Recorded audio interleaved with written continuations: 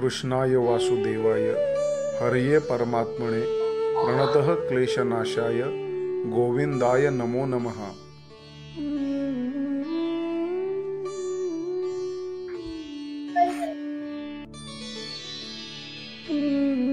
कृष्णाच्या जीवनाचे पैलू अभ्यासायला गेलं तर आपल्याला भगवान श्रीकृष्ण यांना बहुआयामी म्हणता येईल।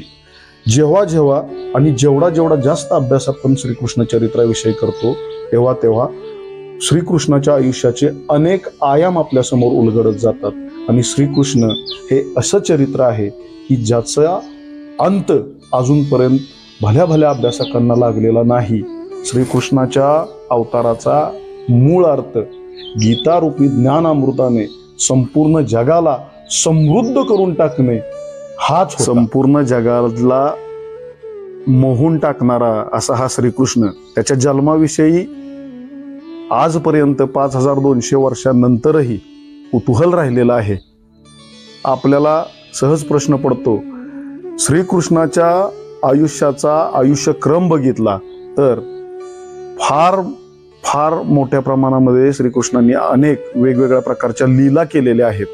पण आपल्याला नेमकं कळत नाही श्रीकृष्णाचा जीवनाचा उद्देश काय होता।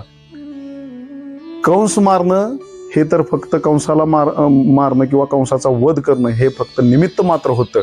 पण श्रीकृष्णाचा जन्माचा खरा उद्देश हा यदा यदा हि धर्मस्य ग्लानिर्भवति भारत अद्युत्थानाम धर्मस्य तदात्मानं सृजाम्यम हाच होता।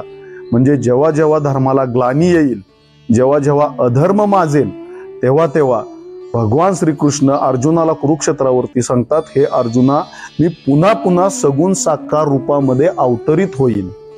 त्याचप्रमाणे श्रीकृष्णाच्या आयुष्याचा अवताराचा दुसराही उद्देश असा असतो, परित्राणाय साधूनाम विनाशाय च दुष्कृताम पुनर्धर्म संस्थापनार्थाय संभवामी युगे युगे। म्हणजेच साधुजनांच्या रक्षणासाठी, दुर्जनाच्या संहारासाठी आणि धर्माची पुन्हा स्थापना करण्यासाठी भगवान श्रीकृष्ण सांगतात, मी हे अर्जुना पुन्हा पुन्हा सगुण साकार रूपामध्ये जन्म घेत राहील।